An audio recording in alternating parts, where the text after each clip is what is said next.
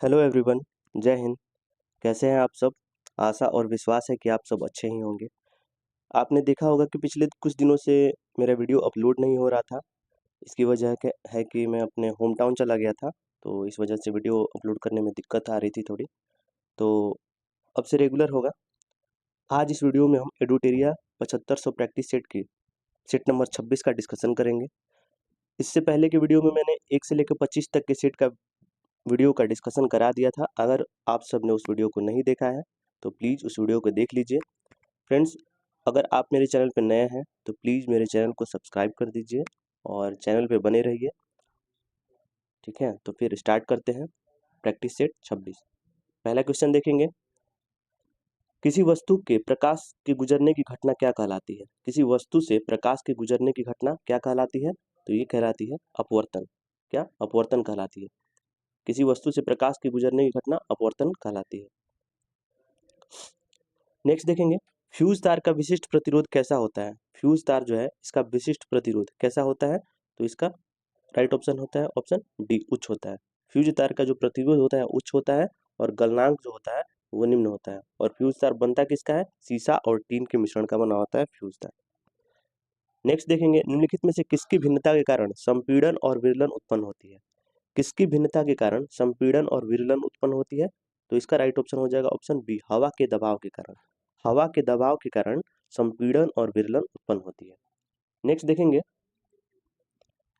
निम्नलिखित में से कौन से परमाणु के बारे में सत्य नहीं है? कौन सा जो है परमाणु के बारे में सत्य नहीं है? तो इसका राइट ऑप्शन हो जाएगा ऑप्शन ए, दो तत्वों के परमाणु समान होते हैं, ये सत्य नहीं है। तो सत्य कौन कौन सा है? तो सत्य ये है कि परमाणु के आकार बहुत छोटा होता है, एक तत्व के परमाणु सभी अवस्थाओं में समान होते हैं और इनमें से सभी इनमें ये तो गलत है, ये तो नहीं हो पाएगा। तो इसका राइट ऑप्शन हो जाएगा ऑप्शन ए हो जाएगा, दो तत्वों के परमाणु समान होते हैं, ये सत्य नहीं है। नेक्स्ट देखेंगे, धातु की पतली तार के रूप में ढालने की विशेषता क्या कहलाती है? धातु को जो पतली तार के रूप में ढालने की विशेषता क्या कहलाती है? तो ये कहलाती है तन्यता। तन्यता कहलाती है। धातु को पतली तार के रूप में ढालने की विशेषता तन्यता कहलाती है।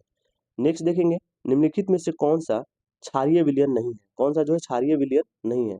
ये इसका राइट ऑप्शन क्या हो जाएगा? ये इसका राइट ऑप्शन हो जाएगा ऑप्शन डी, एल्यूमिनियम हाइड्रोक्साइड। ये क्षारीय विलयन का उदाहरण नहीं है। Calcium hydroxide, sodium hydroxide, magnesium hydroxide ये क्षारीय विलयन के उदाहरण है। नेक्स्ट, निम्नलिखित में से कौन से नीले लिटमस को लाल कर देता है? नीले लिटमस को लाल कौन सा कर देता है? फ्रेंड्स, अम्ल जो होता है, अम्ल जो नीले लिटमस को लाल कर देता है और क्षार क्या होता है? लाल लिटमस को नीला कर देता है। तो इसका राइट ऑप्शन क्या हो जाएगा? नीले लिटमस को लाल कौन कर देगा? तो इसका राइट ऑप्शन हो जाएगा ऑप्शन डी, सिरका। सिरका जो अम्ल है, एसिटिक एसिड, तो इस सिरका जो है नीले लिटमस को लाल कर देता है। राइट ऑप्शन डी हो जाएगा। नेक्स्ट है तत्वों F, fluorine, chlorine, bromine, iodine और एटी को सामान्यतः किस नाम से जाना जाता है? किस नाम से जाना जाता है? तो इसका राइट ऑप्शन हेलोजन। हेलोजन के नाम से जाना जाता है। हेलोजन ग्रुप के ये सभी सदस्य हैं। नेक्स्ट है, निम्नलिखित में से कौन सा एक कोशिका में अधिक मात्रा में पाया जाने वाला जीवाणु है? कौन सा कोशिका में अधिक मात्रा में पाया जाने वाला अणु है? ये इसका राइट ऑप्शन हो जाएगा ऑप्शन बी, जल। जल जो है कोशिका में अधिक मात्रा में पाए जाने वाले अणु है। नेक्स्ट है, पौधों में जो लचीलापन है वो किस ऊतक के कारण होता है? पौधों में लचीलापन किस ऊतक के कारण होता है? तो इसका राइट ऑप्शन हो जाएगा ऑप्शन ए, कॉलेनकाइमा। कॉलेनकाइमा की वजह से पौधों में लचीलापन होता है। नेक्स्ट देखेंगे, नेक्स्ट क्वेश्चन है, अमीबा में प्रजनन कैसे होता है? अमीबा में प्रजनन कैसे होता है? अमीबा में प्रजनन कैसे होता है? तो ये द्विखंडन द्वारा होता है। अमीबा में प्रजनन द्विखंडन द्वारा होता है। नेक्स्ट, निम्नलिखित में से कौन परिसंचरण तंत्र का अंग नहीं है? कौन जो है परिसंचरण तंत्र का अंग नहीं है? तो इसका राइट ऑप्शन हो जाएगा फ्रेंड ऑप्शन डी, बड़ी आंत। बड़ी आंत जो है ये परिसंचरण तंत्र का अंग नहीं है। नेक्स्ट है, निम्नलिखित में किन पौधों को जड़, तना और पत्तियों में विभेदित नहीं किया जा सकता है? निम्नलिखित में से किन पौधों को जड़, तना और पत्तियों में विभेदित नहीं किया जा सकता है? तो इसका राइट ऑप्शन हो जाएगा ऑप्शन सी, स्पाइरोगाइरा। स्पाइरोगाइरा को जड़, तना और पत्तियों में विभेदित नहीं किया जा सकता। नेक्स्ट देखेंगे, निम्नलिखित में से कौन सा जोड़ा है निम्न लक्षणों को दर्शाता है, जैसे होठों का सूजना, हाथों तथा पैरों की त्वचा पर मोटा वर्णक होना और चिड़चिड़ा होना। ये कौन सा जोड़ा है? कौन जो इस लक्षण को दर्शाता है? तो कौन सा जोड़ा है, तो ये है निकोटिनामाइड और पेलाग्रा।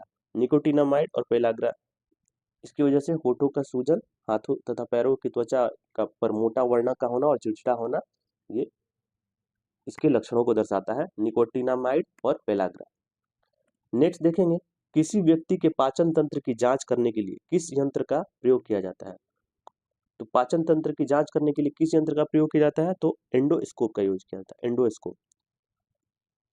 नेक्स्ट, संविधान निम्न में से किसके लिए शोषण के विरुद्ध अधिकार स्वीकृत करता है। संविधान में निम्न में से किसके लिए शोषण के विरुद्ध अधिकार स्वीकृत करता है, तो इसका राइट ऑप्शन हो जाएगा ऑप्शन सी, केवल 1, 2 और 3, बच्चों के लिए, स्त्रियों के लिए और जनजातियों के लिए ये शोषण के विरुद्ध अधिकार स्वीकृत करता है। नेक्स्ट है, निम्न में से कौन सा प्रशासन पर विधायी नियंत्रण के अंतर्गत नहीं आता है। कौन सा जो है स्वशासन प्रशासन पर विधायी नियंत्रण के अंतर्गत नहीं आता है, तो इसका राइट ऑप्शन हो जाएगा ऑप्शन बी, शून्यकाल। शून्यकाल जो है प्रशासन पर विधायी नियंत्रण के अंतर्गत नहीं आता है। नेक्स्ट है, किस समिति में राज्यसभा का प्रतिनिधित्व नहीं होता है। किस समिति में जो है राज्यसभा का प्रतिनिधित्व नहीं होता है, तो इसमें राइट ऑप्शन हो जाएगा इसका ऑप्शन ए, प्राक्कलन समिति में। प्राक्कलन समिति में क्या सदस्यों की संख्या कितनी होती है, 30 होती है, 30 होती है प्राक्कलन समिति में सदस्यों की संख्या, और 30 के 30 लोकसभा से चुने जाते हैं। सार्वजनिक उपक्रम समिति और लोक लेखा समिति में 22 सदस्य होते हैं, 15 लोकसभा से और 7 राज्यसभा से। ठीक है, तो राइट ऑप्शन ऑप्शन ए हो जाएगा। नेक्स्ट देखेंगे, दिए गए विकल्पों में कौन सही है। सही कथन बताना है इसमें कौन सा सही है, तो इसका राइट ऑप्शन हो जाएगा ऑप्शन डी, इनमें से सभी। सर्वोच्च न्यायालय मूल अधिकार क्षेत्र रखता है, ये भी सही है। सर्वोच्च न्यायालय अपीलीय क्षेत्राधिकार रखता है, ये भी सही है। और यह परामर्श संबंधी क्षेत्राधिकार है, ये भी सही है। इसका परामर्श संबंधी क्षेत्राधिकार किस आर्टिकल में, ये आर्टिकल 143 में की चर्चा की गई है। नेक्स्ट देखेंगे, निम्न पर विचार कीजिए एवं नीचे दिए गए कूटों का प्रयोग करते हुए सही उत्तर का चयन कीजिए। इसमें सही उत्तर का चयन करना है, कथन दिए गया और उसमें सही उत्तर बताना है कि कौन सा सही है।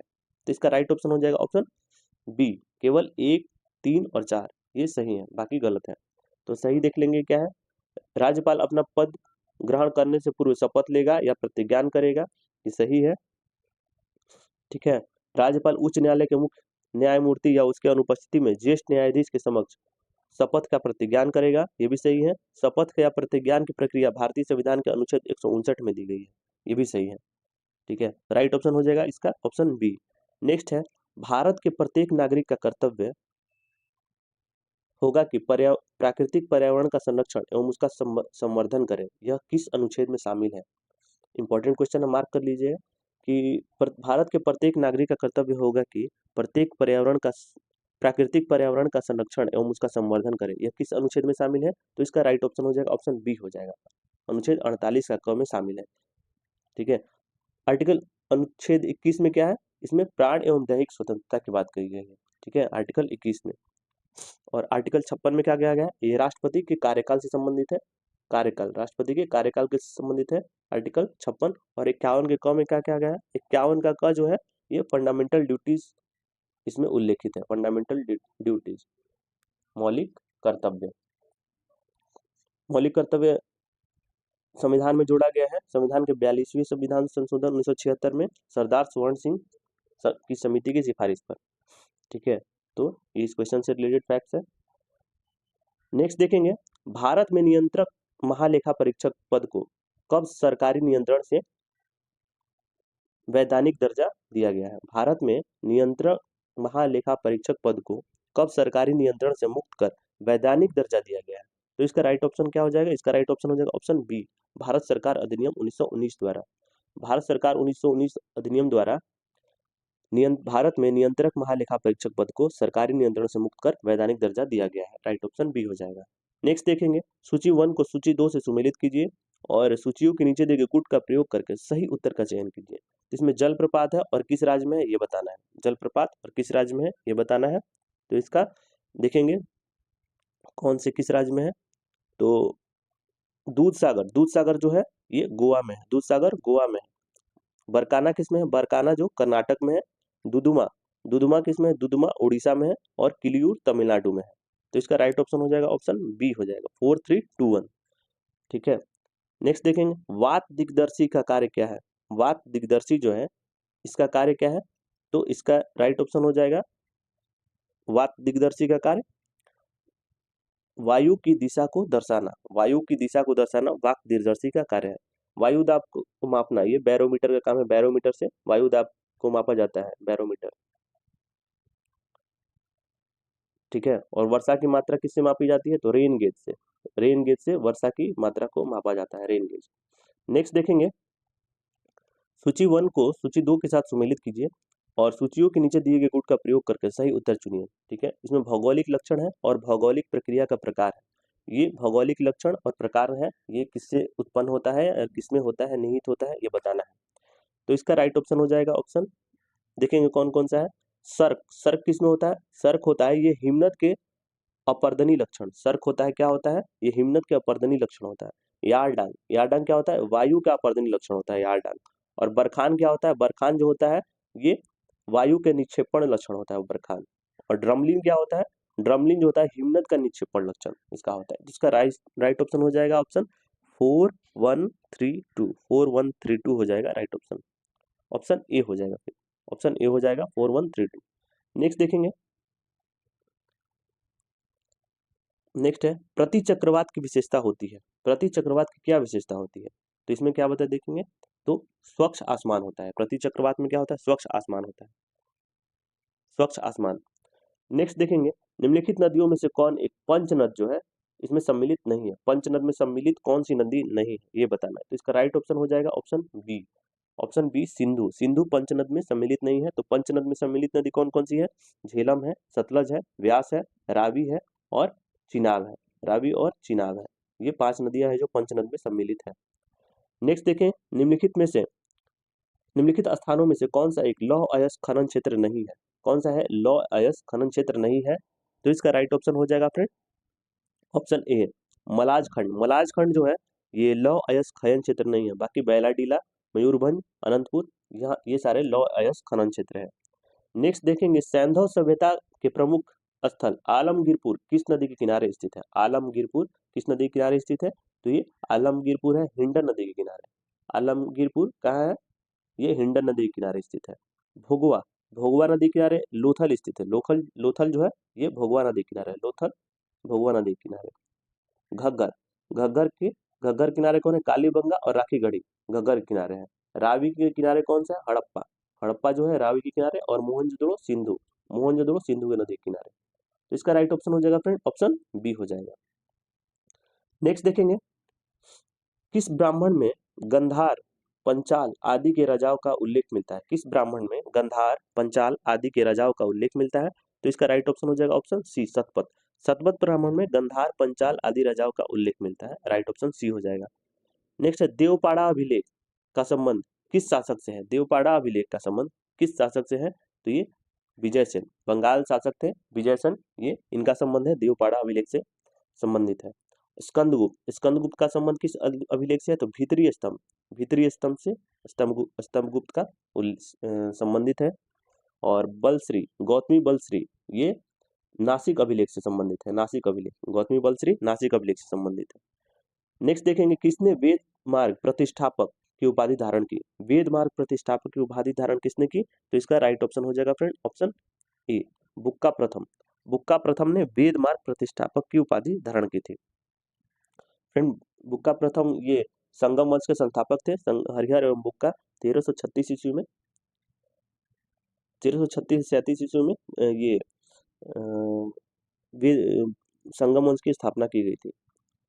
ठीक है, नेक्स्ट देखेंगे, औरंगजेब द्वारा जाजिया कर को पुनः किस वर्ष लागू किया गया था? औरंगजेब द्वारा जाजिया कर को पुनः किस वर्ष लागू किया गया था? तो इसका राइट ऑप्शन हो जाएगा फ्रेंड ऑप्शन डी 1679 में। 1679 में औरंगजेब द्वारा जाजिया कर को पुनः लागू किया गया था। नेक्स्ट देखेंगे, पहाड़िया विद्रोह का संबंध किस राज्य से है?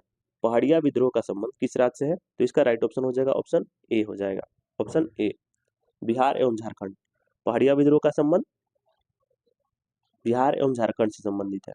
ठीक है, महमूद गजनवी को परास्त करने हेतु राजपूत शासकों के संघ का नेतृत्व किसने किया था? महमूद गजनवी को परास्त करने हेतु राजपूत शासकों के संघ का नेतृत्व किसने किया था? तो इसका राइट ऑप्शन हो जाएगा ऑप्शन सी जयपाल। जयपाल ने किया था, जयपाल ने नेतृत्व किया था।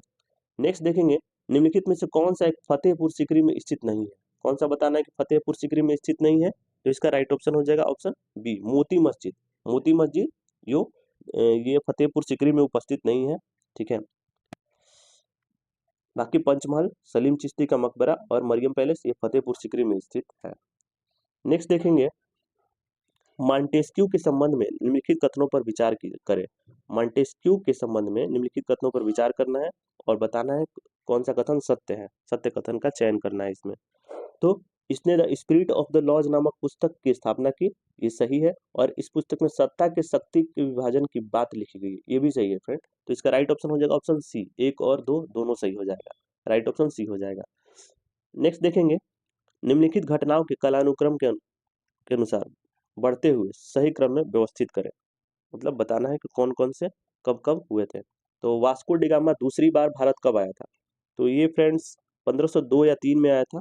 ठीक है, देख लीजिएगा। वांडीवास का निर्णायक युद्ध कब हुआ था?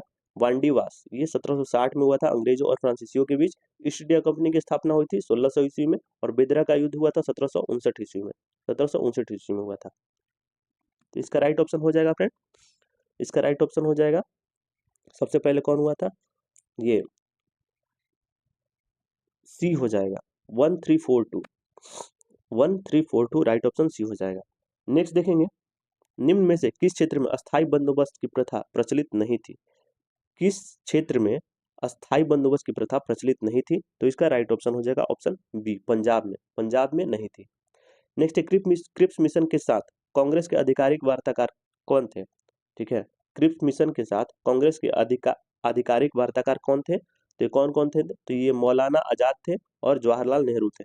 ठीक है, ए और बी दोनों हो जाएगा, इसका राइट ऑप्शन डी हो जाएगा, राइट ऑप्शन क्या हो जाएगा? डी हो जाएगा। नेक्स्ट देखेंगे, निम्न में से किसने कांग्रेस के वार्षिक बैठक को 3 दिनों का तमाशा कहकर संबोधित किया था? ठीक है, राइट ऑप्शन मार्क कर लीजिएगा, इंपॉर्टेंट क्वेश्चन है। क्वेश्चन है, किसने कांग्रेस के वार्षिक बैठक को 3 दिनों का तमाशा कहकर संबोधित किया गया था? किसने कहा था? तो अश्विनी कुमार दत्त ने किया था कि कांग्रेस का वार्षिक बैठक जो है वो 3 दिन का तमाशा है। ठीक है, इसमें है और देख लेंगे option, Lord Dufferin. Lord Dufferin ने क्या कहा था? लॉर्ड डफरिन ने कहा था कि कांग्रेस केवल सूक्ष्मदर्शी अल्पसंख्यक का प्रतिनिधित्व करता है। ठीक है, और विपिन चंद्र पाल ने कहा ये कांग्रेस जो है याचना करने वाली संस्था है। क्या कहा था? कांग्रेस जो है याचना करने वाली संस्था है। और करजन ने क्या कहा था फ्रेंड? करजन ने कहा था कि कांग्रेस लड़खड़ा कर गिर रही है और भारत में रहते हुए मेरी इच्छा है कि मैं इसे शांतिपूर्वक मरने में मदद कर सकूं। तो इसका राइट ऑप्शन हो जाएगा friend option A, Ashwini Kumar Dutt. नेक्स्ट है, जीवमंडल आरक्षित परिरक्षण क्षेत्र है। जीवमंडल आरक्षित परिरक्षण क्षेत्र है, कौन सा है? तो इसका बताना है, ए है, आनुवांशिक भिन्नता के। जीवमंडल आरक्षित परिरक्षण किसका क्षेत्र है? तो आनुवांशिक भिन्नता का क्षेत्र है जीवमंडल आरक्षित। नेक्स्ट देखेंगे, निम्न में से कौन सा एक भारत के राष्ट्रीय जलवायु परिवर्तन कार्य योजना के मिशन में शामिल नहीं है? कौन सा बताना है कि भारत के राष्ट्रीय जलवायु परिवर्तन कार्य की योजना के मिशन में शामिल नहीं है? तो इसका राइट ऑप्शन हो जाएगा फ्रेंड ऑप्शन ए, नाभिकीय शक्ति। नाभिकीय शक्ति जो है भारत के राष्ट्रीय जलवायु परिवर्तन कार्य की योजना के मिशन में शामिल नहीं है, राइट ऑप्शन ए हो जाएगा। नेक्स्ट है, टुमारोज बायोडाइवर्सिटी पुस्तक के लेखक कौन है?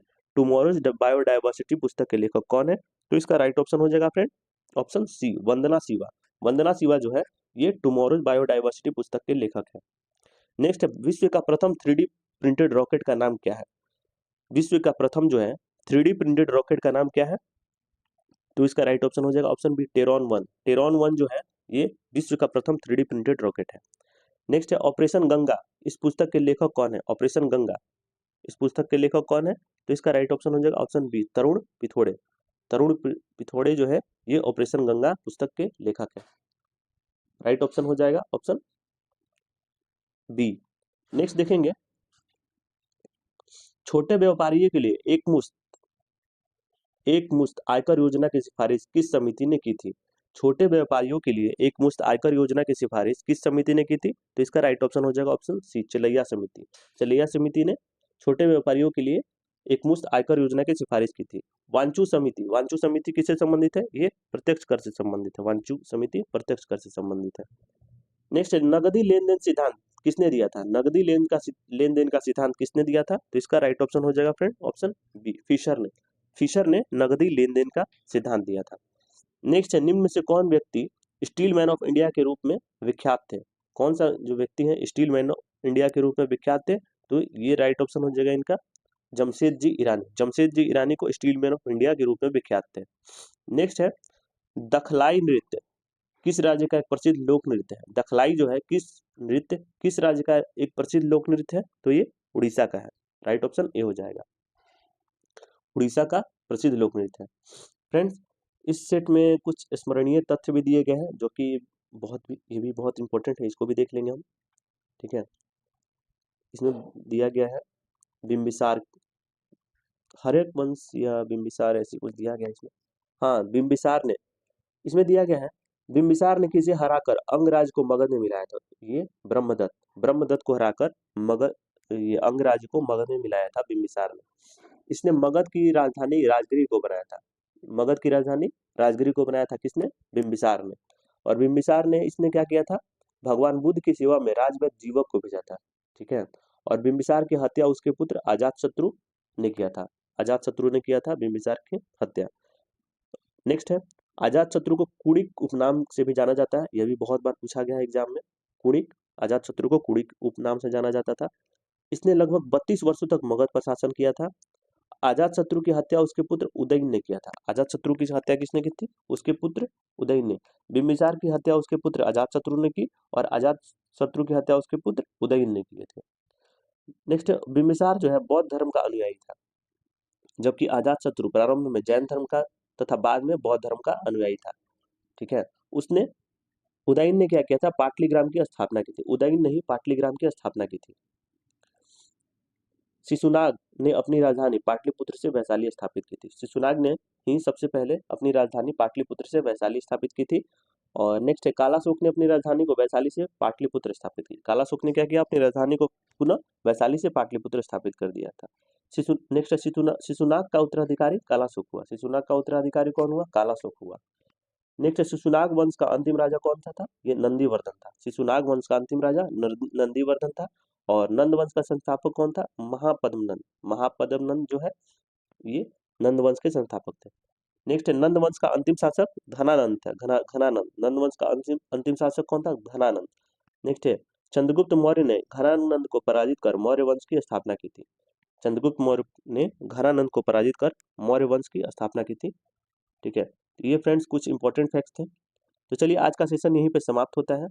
वीडियो अच्छा लगा तो प्लीज़ वीडियो को लाइक करें और चैनल को सब्सक्राइब भी करें। फ्रेंड्स, अगर आप मेरे चैनल पर नए हैं तो प्लीज़ मेरे चैनल को सब्सक्राइब कर दीजिए और वीडियो पसंद आए तो उसको लाइक भी कर दीजिए।